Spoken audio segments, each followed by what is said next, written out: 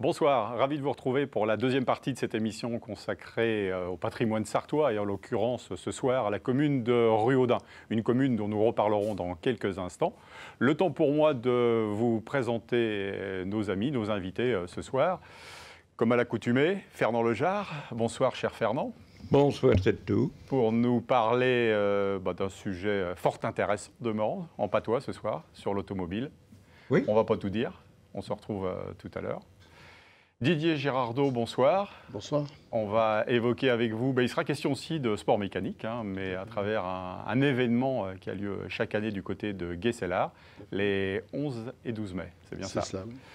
Voilà, le moment est venu donc de reparler de ce village bucolique et très dynamique de Ruaudin. Oui. Avec vous, mon cher Pascal, parce que vous avez forcément noté quelques belles choses à découvrir. Oui, on a déjà parlé de Ruaudin il y a quelques mois, mais c'est intéressant toujours d'y revenir. Alors, c'est une commune qui est quand même sur un sol très pauvre. C'est du sable, c'est pas bien riche. D'ailleurs, il y avait une phrase que je vais laisser Fernand nous le dire d'ailleurs, et qui résume bien la situation au sud du Mans pour cette commune il y a quelques siècles de ça. À Ruaudin, il n'y a point de pain. À Brette, il n'y en a qu'une miette. À Télocher, il y en a plein le guernier. Eh oui, parce qu'à Télocher, il y avait des terres déjà plus riches et ça permettait de cultiver. Tandis que faire du blé sur du sable à Ruaudin, dans les Pinèdes, c'est pas évident. Ou à Brette, c'est la même chose. Et pourtant, il s'est construit plein de choses à Ruaudin. Il s'est construit plein de choses, mais la première paroisse, c'est une toute petite paroisse. D'ailleurs, ils n'ont pas fait une grande église. Ils n'avaient pas grand-chose. Donc, ça dépendait de Saint-Pierre-la-Cour. D'ailleurs, c'est pour ça que l'église que vous voyez là porte l'église Saint-Pierre. Son nom, c'est Saint-Pierre, vu la dépendance de Saint-Pierre-la-Cour. Et c'est une église qui a été complètement remaniée, refaite au XVIIIe siècle. Donc, on a refait le clocher, on fait tout. Un peu dans l'esprit néo-roman. Mais c'est intéressant parce qu'on réutilise le roussard, cette pierre que l'on peut ramasser assez facilement dans le coin, sous le sable cénomanien. Je ne sais pas si ça vient de Mont-Saint-Amblin qui n'est pas très loin ou même sur le territoire. Et puis dans cette église, il y a quand même des choses intéressantes. Donc je vous propose d'y rentrer. Parce que, en fin de compte, il y a des vitraux intéressants. C'est des vitraux, alors il y en a deux, qui est la vie du Christ, c'est le vitrail que l'on voit, qui a 100 ans cette année, puisqu'il a été réalisé en 1924, et réalisé par Allôme Auguste, qui est un peintre verrier de Laval, qui est assez connu dans la Sarthe, qui a réalisé énormément de vitraux. Et donc, ensuite, comme ça avait bien marché à l'époque, ils avaient fait 2 vitraux sur la vie du Christ, et ils ont donc fait une autre commande après les années qui ont suivi, entre 1926 et 1929. Alors là, ils ont fait plein de choses. Là, on voit les esquisses. Ils ont fait Sainte-Thérèse, le Pape Trinité, Sainte-Catherine, Marguerite, Jeanne d'Arc, Saint-Louis, Jean-Baptiste, bref. Et ils ont réussi à se payer des vitraux. Et à l'époque, c'était quand même assez cher pour cette paroisse. Et c'est grâce à un don à un commanditaire qui était l'abbé Forest à l'époque. Donc rentrer pour les vitraux. Et puis il y a un petit Sébastien, Saint-Sébastien aussi. Alors le Saint-Sébastien, c'est celui qui est représenté toujours, voilà, qui a toujours des flèches. Et alors dans la Sarthe, dans les églises de la Sarthe, on trouve très souvent le Saint-Sébastien, parce que c'était quelqu'un où on allait prier auprès de lui pour se protéger de la maladie et de la mort. Et vraiment, dans toutes les églises de la Sarthe, c'est pas rare de ne pas trouver un Saint-Sébastien. D'ailleurs, j'en fais une collection de photos, tellement il est présent dans toutes les églises. Et puis quand vous sortez de l'église, vous regarderez la petite maison qui est de l'autre côté de la rue parce que c'est intéressant et vous allez aller lire ce qu'il y a au-dessus de la porte.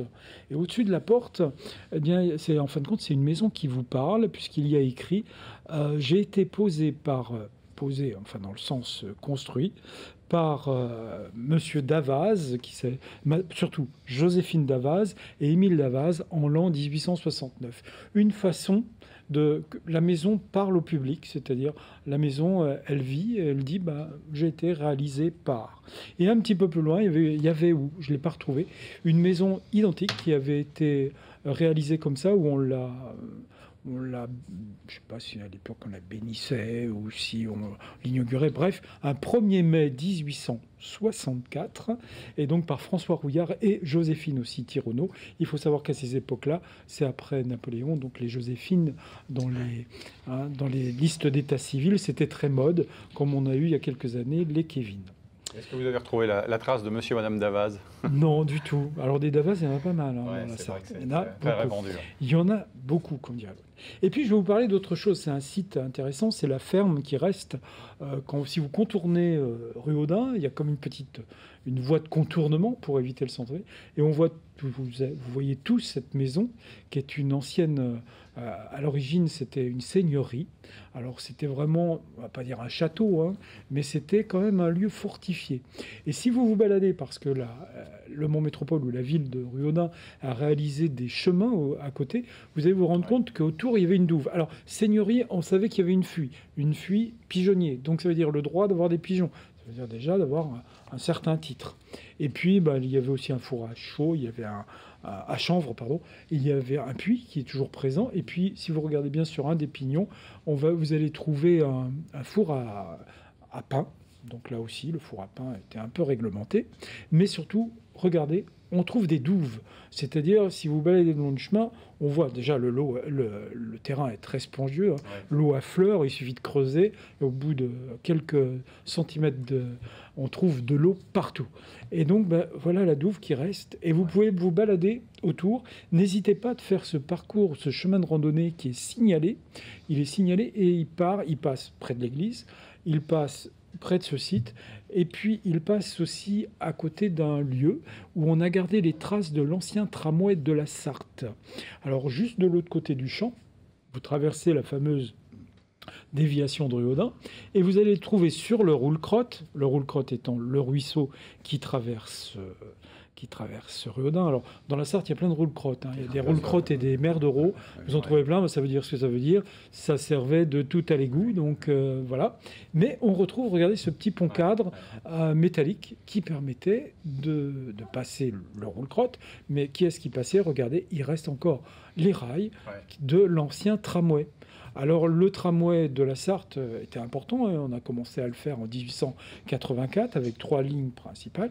Et puis, il y a eu trois grandes campagnes de réalisation de voies.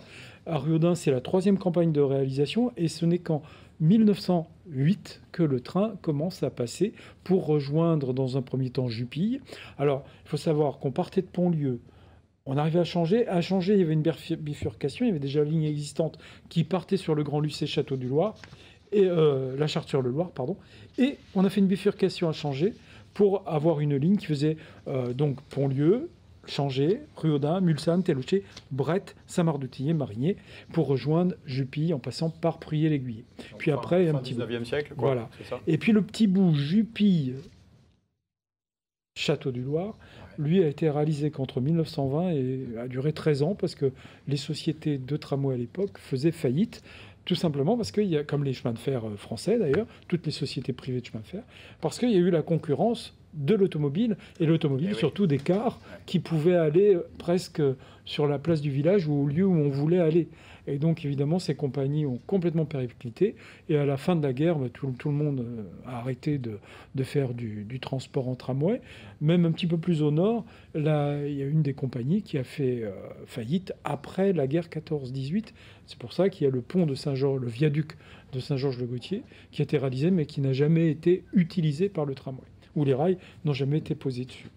Pascal, juste par rapport à ce que vous avez dit en complément, puisqu'on l'a montré dans le reportage, donc les vestiges des bâtiments existants, vous avez parlé des douves, vous avez parlé du donjon, je crois aussi. Hein, voilà.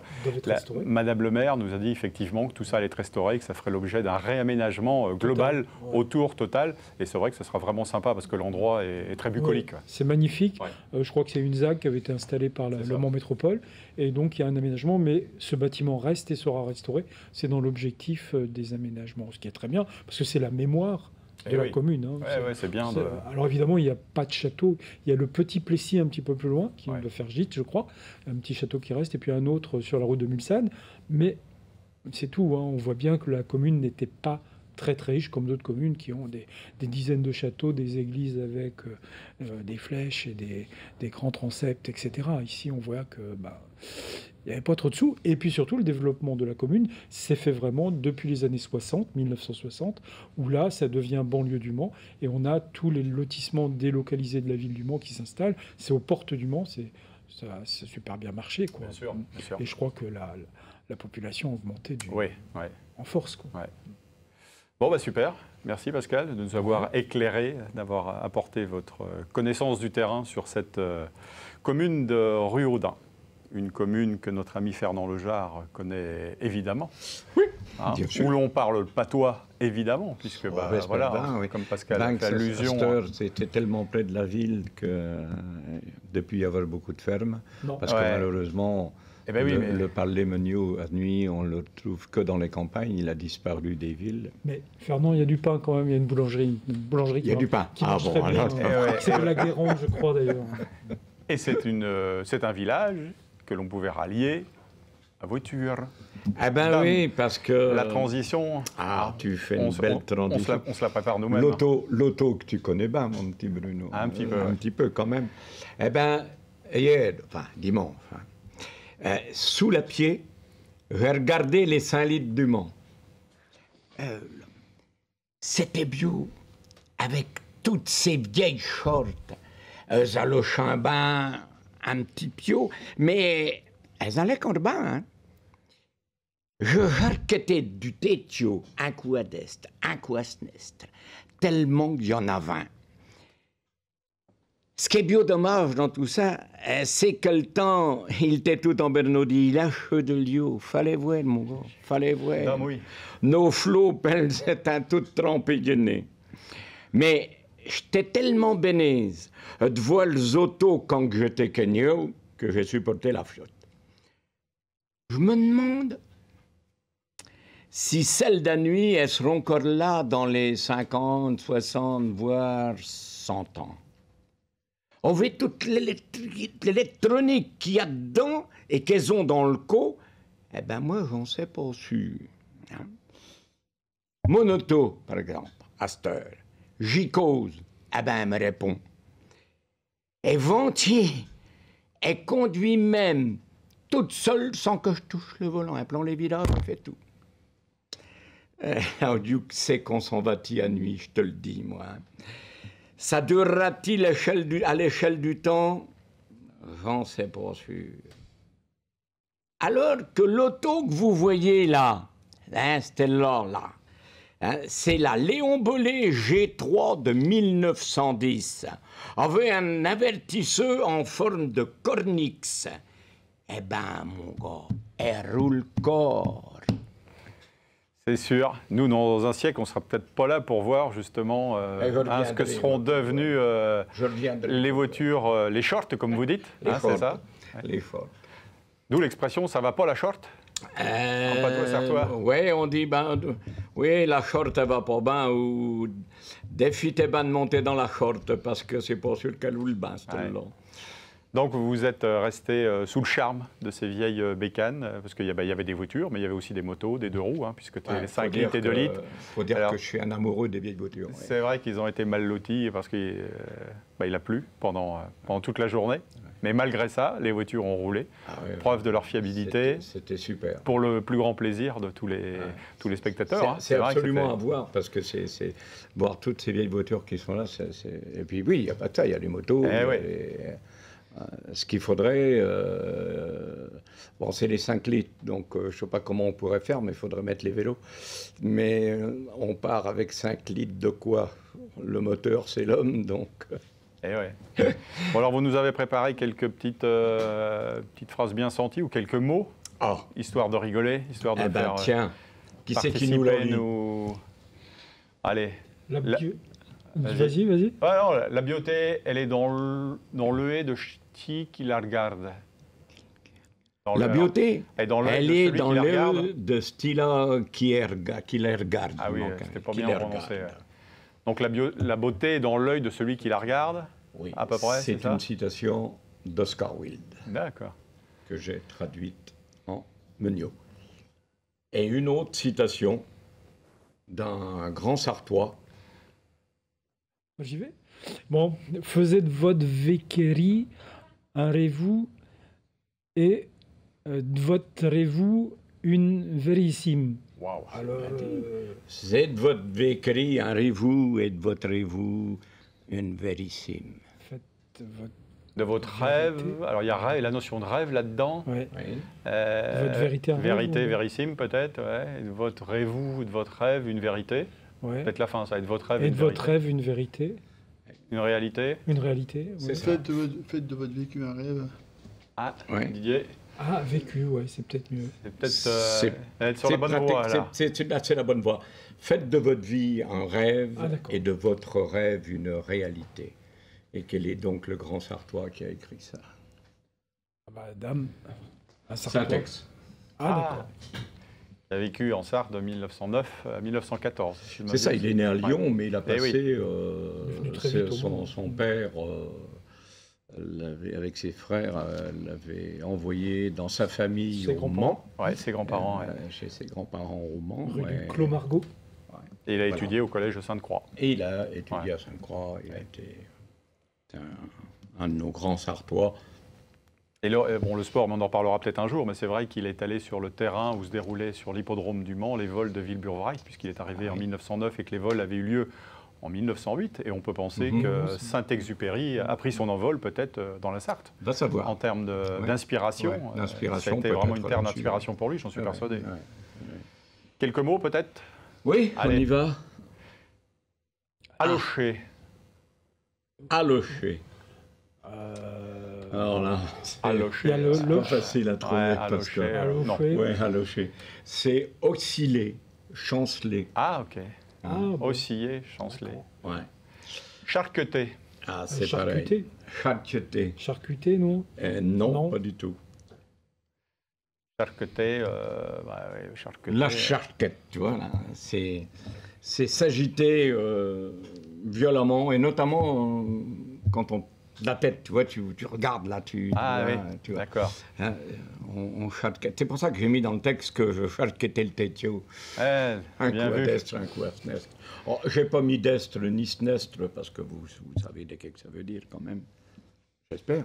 Ah non. Bah, c'est dextre. Le quoi? Ah, d'accord, ok, oui, Ouais, ok, ouais, d'accord. ouais, c'est la À droite et à gauche, ouais. La droite et la gauche. Ouais. Ambidextre. Alors, j'aime bien cette expression. Beau dommage. Beau dommage. C'est québécois. En patois, beau dommage. Beau dommage. Ben, mais les Québécois qui nous l'ont volé, parce que c'était... Ah oui? Ouais. C'était du. C'est une locution Made in Sarthe. qui est un petit peu ironique, généralement, vis-à-vis de ceux qui se plaignent. Tu as quelqu'un qui va se plaindre, on va Ouais. lui dire, avec tout l'argent que t'as, c'est comme un beau dommage de se plaindre, mon gars. Ouais. Hein, c'est- D'accord, d'accord. Bien dommage. Ouais. Mais c'est tous ceux qui en ont beaucoup qui se plaignent les plus. Hein. C'est toujours comme ça. Bon, Et donc, le mot sur lequel vous avez buté tout à l'heure, il ne nous l'a pas mis. allez, le petit dernier pour la fin. Ouais. E Ouais, Ça- ouais. Huette. Ah, ça. faut Non, savoir. bah alors là, je serais. C'est pas les yeux. Si, c'est les yeux. Oui, c'est Ah. les yeux. Ah, d'accord. Hein.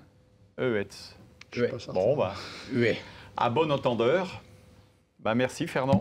Pour Eh ben, cette, c'est moi qui vous cette remercie illumination, encore une c'est- fois de nous permettre. C'est de nous fort permettre de intéressant. pouvoir Et puis parler voilà, de c'est toi. distrayant en même temps, mais c'est vrai que ça nous permet Oui, d'enrichir oui, oui, notre, oui. D'enrichir notre histoire, nos notre patrimoine connaissances. aussi. Ouais. Ben oui, parce que le patois est quand même culturellement, c'est nos racines. Tous les patois, Eh toutes les langues Ouais. régionales, quelles qu'elles soient, c'est nos racines. Et il ne faut surtout pas qu'elles disparaissent. Surtout pas, surtout pas. Mais ça, c'est une autre histoire. Et ouais. Et là, mon cher Fernand, merci. On va faire une autre transition. Hein, on va un peu d'américain, un peu des choses que vous aimez bien aussi. Hein. Moins d'anglicisme, mais on va rester dans le domaine de l'automobile avec Didier Girardot, Oui, les anglicismes, qui organise donc les 11 et 12 mai, Nostalgia. C'est la combienième édition, Didier, cette année? Sur place, ça doit être la 7e ou 8e. 7e, vraiment sur place, dans cette forme-là. Quoi. D'accord. Alors la forme, est-ce que vous pouvez justement nous rappeler un petit peu le concept de... Eh bien, de c'est cette donc un meeting de voitures américaines, enfin de véhicules américains. Et je dis toujours et dérivés parce qu'il y a des voitures qui ne sont pas forcément des États-Unis, Ouais. mais qui représentent la culture américaine. Comme quoi, par exemple comme Une voiture Cobra, la plupart des gens qui viennent avec des Cobras, c'est souvent des répliques, parfois Oui. avec des châssis tubulaires, avec des moteurs Rover, même des moteurs, enfin, etc. D'accord. Il y en a des très belles qui ont des moteurs Ford qui sont pratiquement conformes à l'original.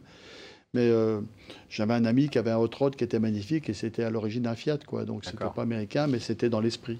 Combien de voitures à peu près durant le week-end vous accueillez ou de gens qui viennent Alors, tout dépend de la météo. Des gens des clubs, des gens des Ah ben passionnés. ouais, déjà, rien qu'au club, au club, il y a plus de 180 voitures. On était à plus de 200, mais au club, on est 103 et on est plusieurs à avoir plusieurs voitures. Donc, c'est un immense parking, là. C'est grand. Mais il y a plus de 200 voitures, c'est sûr, parce que tous les ans, on dépasse largement les 200. Et je crois que... on voit des images, là, justement, d'engins, de pick-up et de... Voilà, quoi. Un Ford, une ancienne voiture de police, ça, c'était...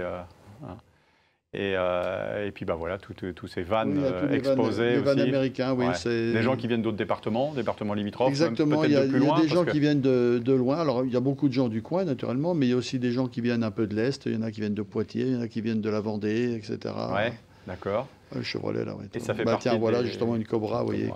Et l'année dernière, combien de spectateurs? Combien vous avez... Alors, étant donné que l'entrée est gratuite, et que, oui, moi, l'entrée est gratuite, les commerçants ne me versent rien non plus, c'est un principe que j'ai. D'accord. C'est vraiment pas une question d'argent. Donc, on utilise tout l'argent du club et puis on fait un meeting avec des concerts, etc. On se débrouille comme on peut et on arrive à faire quelque chose de bien, quoi. Ça veut dire que les gens restent sur place le samedi soir, campent ou habitent chez l'habitant? Ouais. Alors, chez l'habitant, oui, mais il y en a qui dorment dans des petites caravanes, ce qu'on appelle des teardrops, ces petites caravanes américaines, très petites. Il y en a qui plantent la guitoune, il y en a qui viennent avec une petite caravane, etc. Il y a un endroit qui est réservé pour... on ne peut pas mettre de camping-car, les camping-cars ils vont dans un parking à côté, mais il y a un endroit qui est réservé pour les petites tentes, pour les petites caravanes, etc. Mais oui, c'est un programme très complet avec des tatoueurs. Enfin, cette année, il y en avait deux, mais là, cette année, il n'y en a plus qu'un. Il y a un tatoueur, il y a... exposition, vente beaucoup de commerce. Il y a un commerçant qui vient de Barcelone, comme quoi, vous voyez... D'accord. Donc, commence à être réputé. Disons que, oui, alors, je lui ai trouvé un autre meeting juste avant pour qu'il ne vienne pas pour rien. Enfin, pour rien. Mais c'est-à-dire que, en réalité, oui, c'est ça. Il y a beaucoup de concerts, il y a beaucoup de voitures, il y a beaucoup de bonne humeur. Il y a une thématique particulière cette année ou non. Toujours la convivialité qui prévaut, on va dire. Le club s'appelle Nostalgia American Car, c'est-à-dire que c'est un club qui est vraiment pas sectaire. Nostalgia, c'est parce qu'il y a autant de voitures récentes et neuves. Il y a des C7, des Corvettes, des dernières modèles, presque le dernier modèle, tout comme il y a des vieilles voitures de 53, de 51, etc. On est vraiment c'est la totalité des véhicules américains. D'accord. Et donc l'endroit où ça se déroule, pour ceux qui ne connaîtraient pas, pour les gens qui connaissent, alors c'est route des Galopières à Guesselar. Pour les gens qui connaissent un peu, c'est où il y avait la foire aux chiens pendant des années. D'accord. Donc il faut se garer, il faut prévoir le coup, parce que s'il y a beaucoup de monde, justement, anticiper un peu. Il y a un grand parking, on fait un fléchage, on a un grand parking dans un terrain qui est tendu exprès pour ça, qui est pas très loin, quoi, qui est à 100 mètres, on va dire, 150 mètres. Quoi. Et, mais sinon, oui, bon, il y a toujours c'est un peu comme les vide-greniers, il y a des voitures un peu dans tous les sens. Mais... Et les gens peuvent se restaurer sur place. Sur place, il y a des food trucks, il y a des spectacles de danse, ils peuvent rester. C'est ouvert jusqu'à quelle heure le samedi soir? Jusqu'à ce qu'on puisse plus tenir debout. Ah oui, d'accord. Donc non, ça se termine tard. Le dernier concert va se terminer vers 23h, 23h30, je pense. On voit des images là d'artistes qui sont sur scène. Ouais. Peut-être c'était l'année dernière. C'est possible, oui. Ouais. Mais cette année, on a un super groupe qui est venu il y a 6 ans. D'accord. Qui s'appelle les Fustop. C'est un cover de ZZ Top. Mais ça, c'est amusant parce que j'ai eu l'occasion, moi, de voir ZZ Top en vrai en concert aux États-Unis. Et quand je les vois, ils font plus vrai que les vrais, quoi. Parce qu'ils ont plus d'énergie, ils sont un petit peu plus jeunes déjà. Ouais. Et ils reprennent tous les standards du groupe. Et c'est un super groupe, quoi. Bon, bah super. Et qui joue, d'ailleurs, la veille, ils jouent au Grand Prix. Parce que vu qu'on a le Grand Prix, ils viennent 2 jours et ils jouent la veille au Grand Prix et le lendemain, ils jouent chez nous. D'accord. Bon, on invite tous nos téléspectateurs à aller vous rendre une petite visite le 11 ou le 12 mai, voire les 2 jours, si le cœur vous en dit. Il y aura beaucoup de danse country aussi. Il y a plein de sessions de danse country avec des démonstrations, un peu d'initiation, etc. Enfin, d'accord. C'est pour tout public et c'est très convivial. Et le soleil sera de la partie. Forcément. Ouais. C'est prévu. On a regardé, mais ça y est, c'est bon. Merci à vous. Donc rendez-vous les 11 et 12 mai. 11 et 12 mai, c'est pour ça. Un festival à ne pas manquer. Voilà, il faut faxer 3 ou 4 billets de 500 € au bon Dieu là-haut et ça marche. Ah oui, d'accord. Il faut les faxer. Hein. D'accord. Oui. Bon, merci les amis. On se retrouve d'ici quelques temps. Quant à nous, on va clôturer cette deuxième partie avant de retrouver Jean-Christophe Nègre, qui est un auteur sartois de BD. À tout de suite.